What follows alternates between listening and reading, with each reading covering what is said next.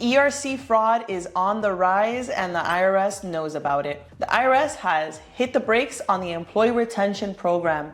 And here's what you need to know about it as a business to avoid falling into a trap. The ERC, the Employee Retention Credit, was established to help business owners during COVID. The credit allows for businesses to be able to claim a refund for still being able to pay employees even if they weren't able to operate at full capacity or if they were shut down.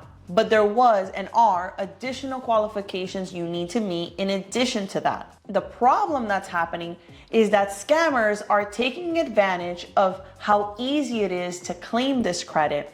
And they're preying on the vulnerabilities of business owners and telling them they qualify even when they don't sometimes. These scammers often charge exorbitant fees to assist in this process and then submit falsified documentation. This process puts the business owner at risk for penalties and interest because if and when the IRS comes back and lets you know about those penalties and interest, the scammer is usually gone. Now, not every company assisting with ERC filing is a scammer.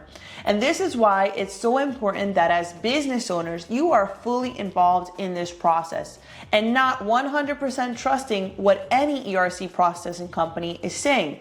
That you're doing your own research about what the qualifications are since they're listed and publicly available on the IRS website. If you were planning on filing for the ERC, unfortunately, you're going to continue to have to wait until the IRS decides to lift the moratorium, which at this time is unknown. If you already filed an ERC, you're likely going to have to wait a bit longer for that refund, since the IRS is looking at the remaining returns with much more scrutiny. Whether you received your ERC credit or are pending one, it's really important that you organize and maintain your documentation so that if in the future the credit claim is ever questioned, you have everything in order showing your payroll records, your payroll tax returns, your revenue at the time in which you claimed the credit for, showing the decline or the incapacity to be able to work and assist the public. If you used an ERC processing company in which you paid a very high fee and you're now questioning the validity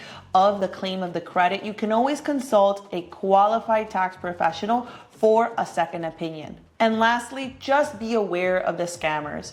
If you receive something in your email or something in the mail saying that you qualify for a credit of up to $26,000 per employee, question that. Send that to your CPA and see if you indeed do.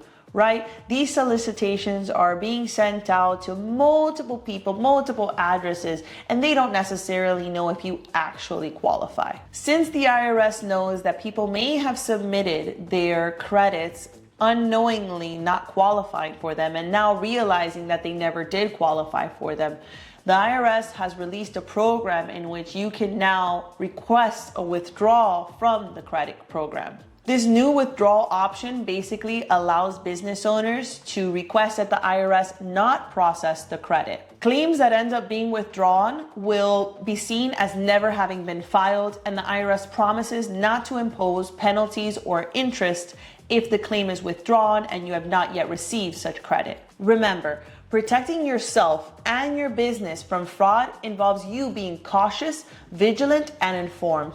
And so I hope this video does just that.